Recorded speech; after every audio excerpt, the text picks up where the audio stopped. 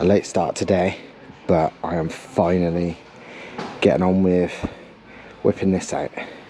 So first job is just take shit off. Obviously I need to remove everything before I can lift the bugger out. So yeah, that's the first mission. I wonder if that's the standard angle these engines sit. It's tilted quite far back, you know. I don't know. Either way, it's got to come out. So boost pipes, turbo, all this shit. First thing off, I want to get turbo off just to make sure it's okay.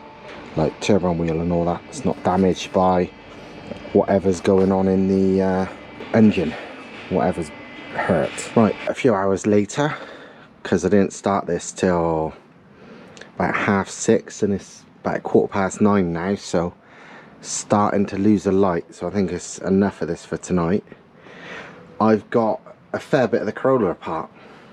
I'll show you a few things I've noticed so far.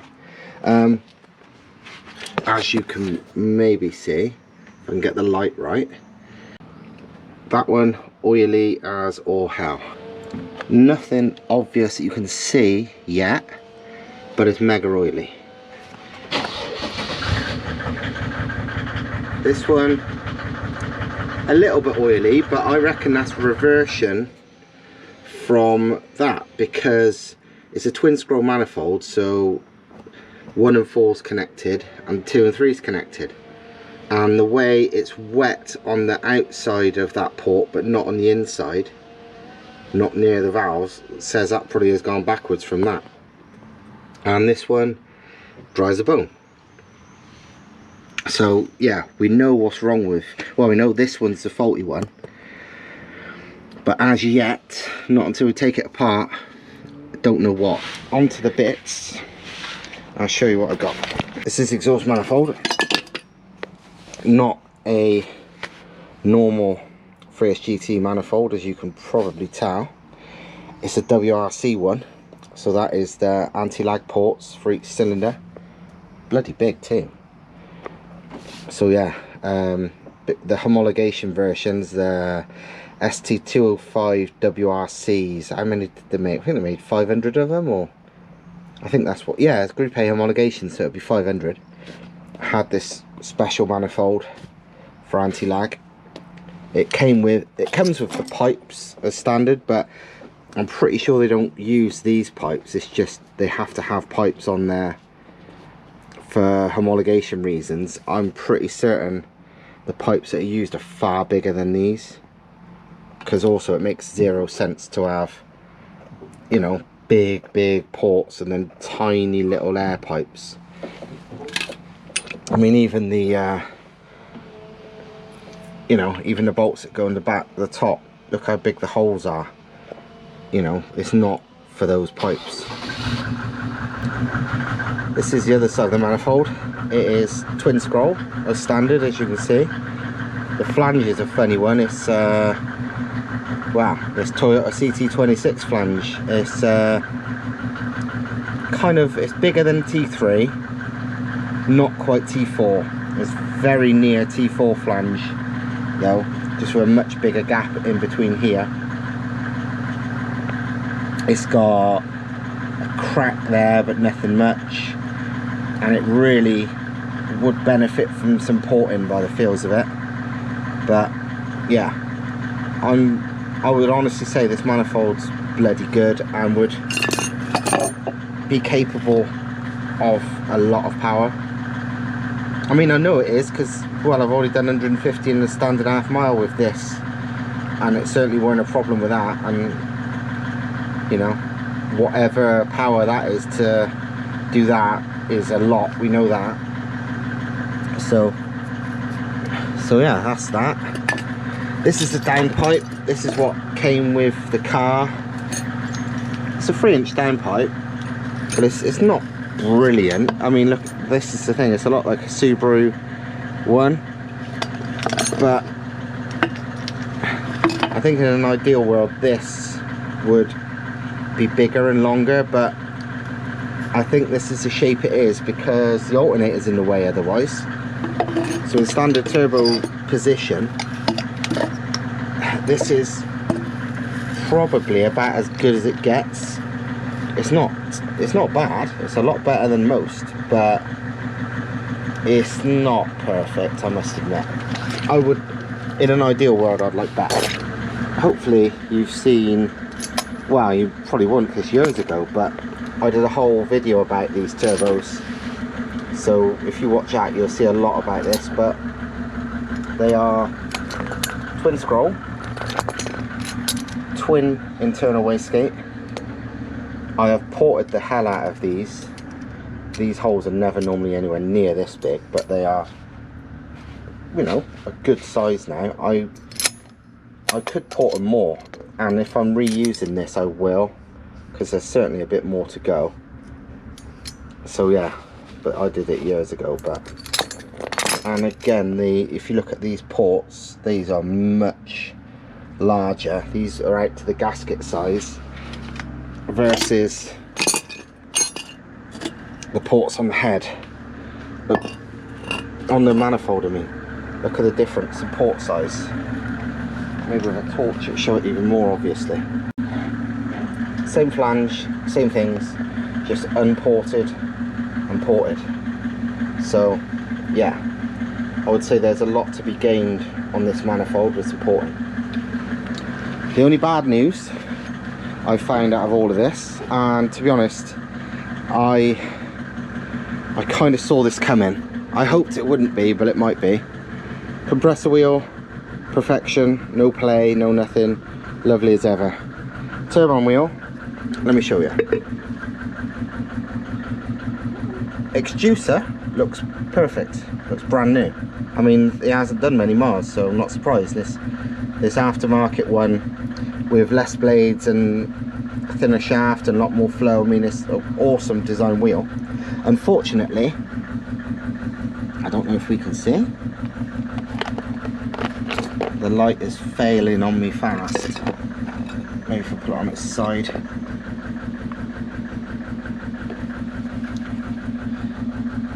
Yeah, you should be able to see that. The turbine wheel inducer, the tips are bent. That's foreign object damage from whatever come out of cylinder 3 and broke things. Has dented most of the blades. That one, that one, that one a tiny bit, that one tiny bit, that one almost nothing, that one a bit. Yeah, some are worse than others, but they're all bent, look. Every single one of them. And honestly, they're not bent enough that it probably causes a big problem, but there's no way I'm going to run like a fancy forged engine and go to all this work and then run a damaged turbine wheel. You know, if the engine was still fine, I would just send it as it is, but nah, no way. So there's two options now.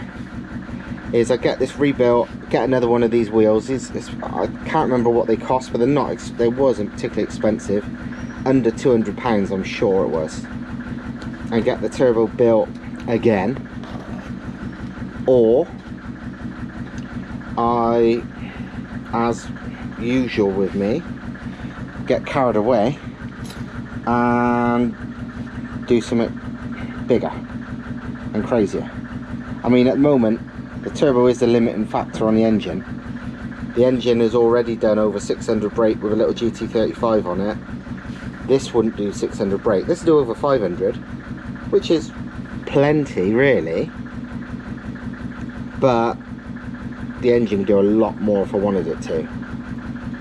So yeah, I kind of like to use that because it's a bloody good turbo.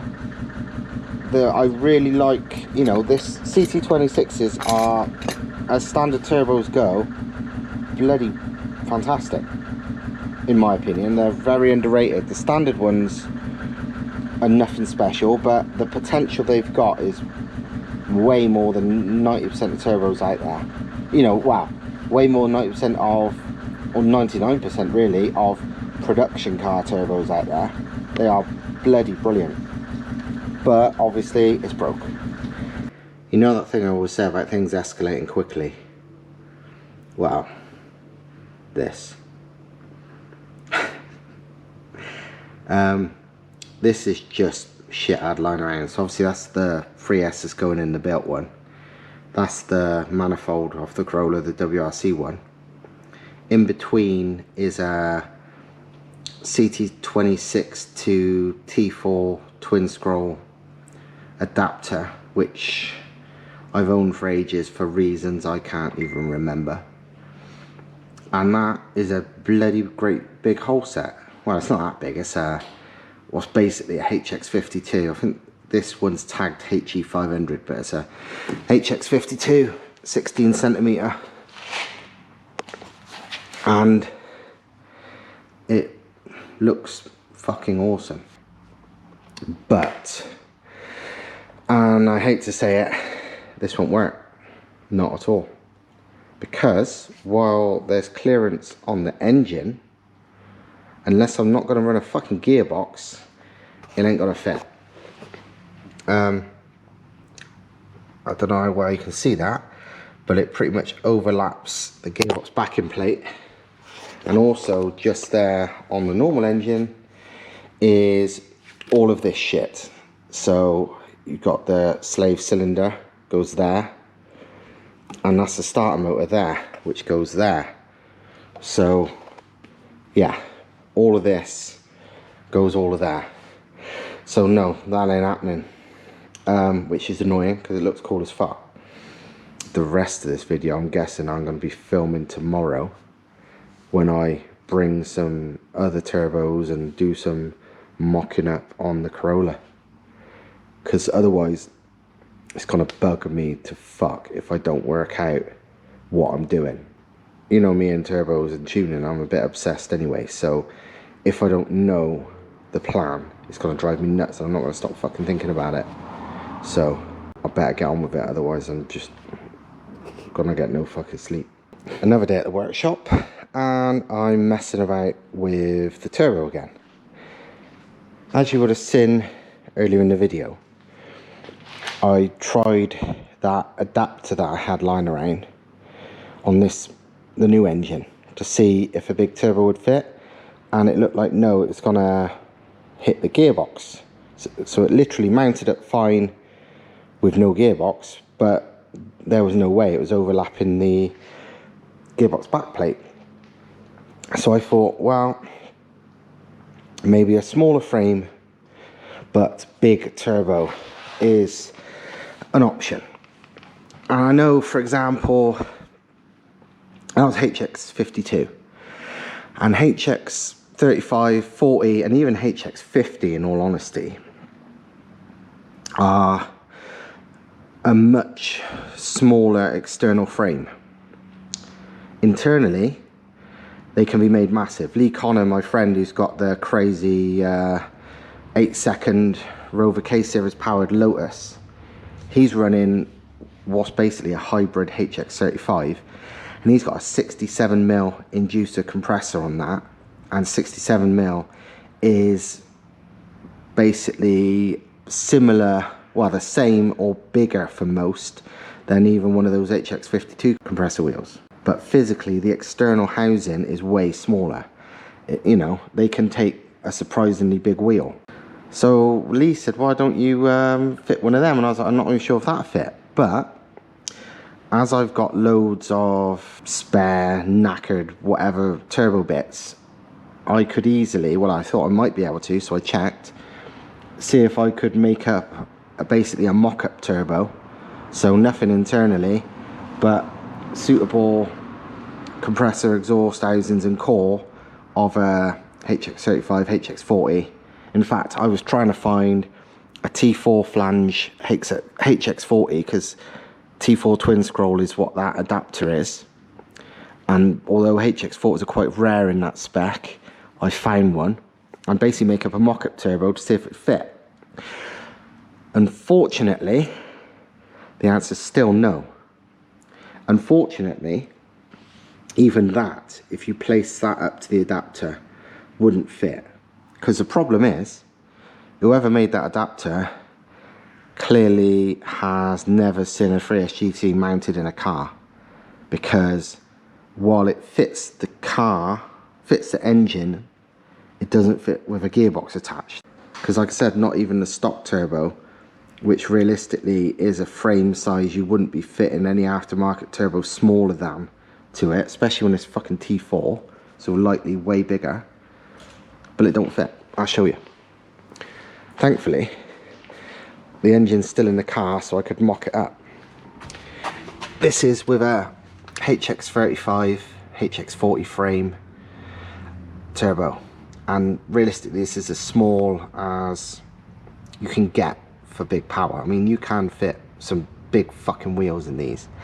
I've got this just clamped on with mole grips at the moment because just happened the funny flange, the funny housing that I picked up, which is a really good housing, is 17cm twin scroll T4 HX40 with a V-band outlet. Not many of them around. I think it's technically a HE400, and that's the normal 3540 core. Happens to be a water cooled one, but that was just because it's the first one I picked up. They're all the same. But as you can see, even without the housing on, it's practically touching the clutch slave cylinder and practically touching the gearbox housing where the starter motor goes to. So if you add a housing, no chance. No. I would say you would need another, not loads, inch or 2 inches clearance.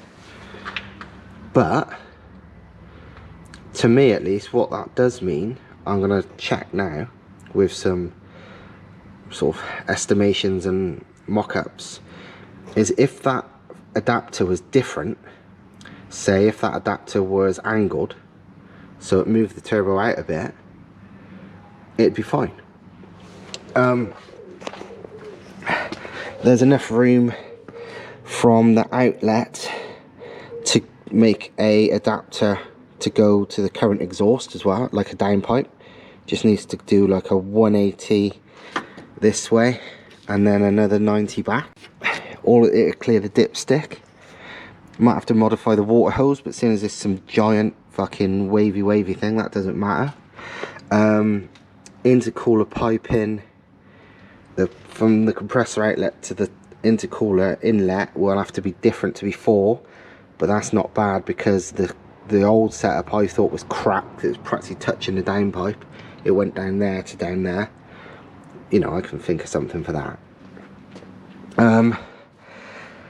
So yeah, it's got potential, because the thing is, right, I've got, I would say, 3 options. I do this, so stock WRC manifold, custom adapter plate, which if it was an angled one there'd be room for a wastegate takeoff as well, I'm sure, and then run something like a hybrid whole set, you know, HX3540 thing, maybe a HX40 based thing, 10 blade turbine wheel, big, you know, aftermarket 67 inducer compressor, good times. Second option would be stick with the standard same frame turbo like I already had. In its, obviously it needs fixing, which is the whole point of me looking at this, otherwise I'd have just ran it. As it is, if I rebuilt it to exactly as it was, I reckon that's a 500, 550 brake pushed turbo, probably. It might do more, but I don't know, because I've never ever seen anyone push that turbine wheel I've got. Well, I've never seen anyone run it apart from me. I'm the only car I know of with that thing running. And as it was, obviously it made, well, we don't know what it made, but going by the performance, it made at least 450, maybe 500 brake. And it had more to go, there was no doubt about that. The limit of the compressor wheel on it at the moment is probably, like I said, 500, 550. No idea about a turbine wheel. I'm going, the compressor wheel I know is around about that because it's basically exactly the same spec as a GTX 3071 compressor wheel, and we know what they're rated to. Simple, we got compressor maps for them. It is literally an identical fucking copy, so we know what it can do. There wasn't when I did it, otherwise I'd have done it from the beginning, but 2 years down the line there's some even bigger compressor options for these now, right up to like GTX 35 spec compressor wheel, like a 59-60mm inducer. They should be good for over 700, but where's the limit of that turbine wheel and turbine housing? It's ported, it's got that fancy 9-blade wheel, and it's a big wheel. It's GTX, I would say it's GTX 30 size, not quite GTX 35 size, but in my opinion it probably flows way more because it's a 9-blade with real thin blades and a real thin hub, so maybe it can do more. And you know, it's bigger than like a G25 660 turbine by a long way, and in my opinion a better design.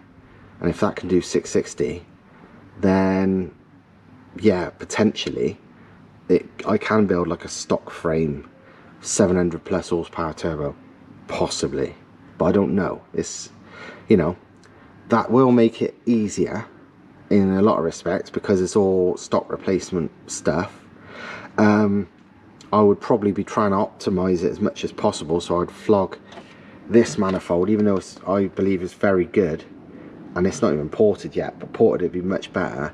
But I've seen an aftermarket one, Tuning Developments, I think, the guys who actually built this car many years ago, they sell a stock replacement aftermarket tubular one. It's like 450 quid. It's not that much money, and it looks like it, you know, as good as this is, that thing looks like it'd flow more if you was really maxing something out. Like, I can't imagine it being much of a help on cars below 400 odd brake, but something what I was doing, every little bit will count, and I think it would help on that.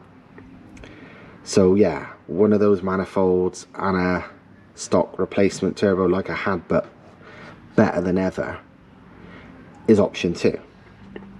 Option 3 would be an aftermarket tubular manifold and external gate and all that, you know, specially made to run a big old turbo. Unfortunately, they're lots of money. They're like 1200 quid plus for the actual manifold. Then you've got 1 or 2 wastegates. Most of them, I think the only one that's like T4 twin scroll, which is really what I'd probably prefer to have, is like the full race one, which is all the money. I know it's full race stuff, so it's amazing, but it's all the money. It's 2 gates and all that, so it's, yeah, it's pricey. And in all honesty, I think this manifold's good enough that if you had a turbo like this with that will have a lot of turbine flow, it'll still have low pre-turbine back pressure, and I could run the stock manifold within a big turbo. I think on a smaller turbo like I was running, well, like I could run, it could do with all the help it could get, and a decent tubular would help. But on something like this, I probably could get away with a stock one, which is good because obviously it's got all the anti-lag ports. I could sell this manifold to somebody because it's a rare WRC one. Probably someone in America offered me, I think it was like 290 quid delivered, so I'd probably make about 230 quid, 250 quid tops from selling it to him. But that's not a great amount of money, but depends what I'm doing, you know. If I don't need it, then of course I'll sell it. So yeah, that's where I am. I guess the next job is to mock this up in a different position to see if it's viable. It looks like it would be to me. It looks like all it needs is that the turbo to sit with almost like a 45-degree flange, 45-degree adapter, so the turbo faces this, you know, the flange faces this way, and it should probably clear because it'd be higher, and that's the main thing. If it's raised up a bit, but I'm only going to know by trying. So I'm going to turn the camera off so I've got two hands, and I'm going to mock it up and see if it's a goer. Right, it's now mocked up with the turbo in a more suitable place. When I say more suitable, I really mean pretty much the only place it would fit. It just about clears the gearbox. I mean, I can go up slightly closer to the radiator, but this is just a mock-up using cable ties. But yeah, it's like that.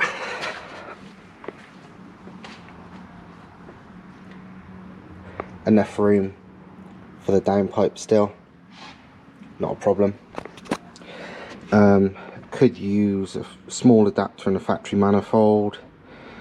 Problem is very little place to put a wastegate or two, not with good flow anyway, because really the only realistic place would be off the turbine housing just after the inlet, and maybe a pipe down to somewhere where there's more room for a gate.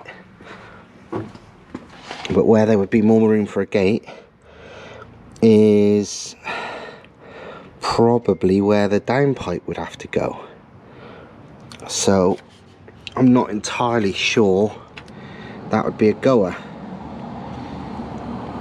I'm not the expert on, well, I could mock it up a bit and work it out, but yeah, I'm not sure.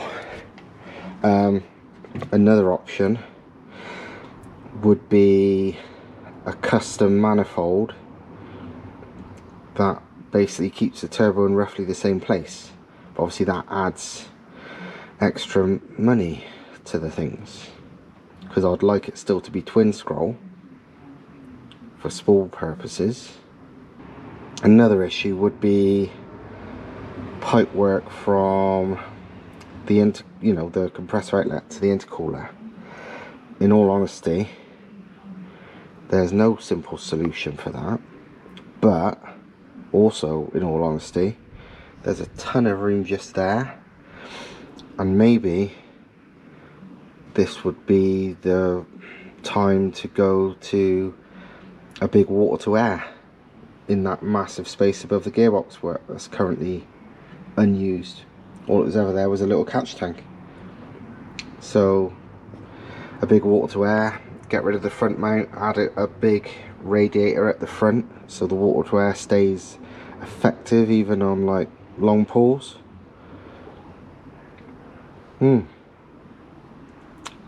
Guess that's another option.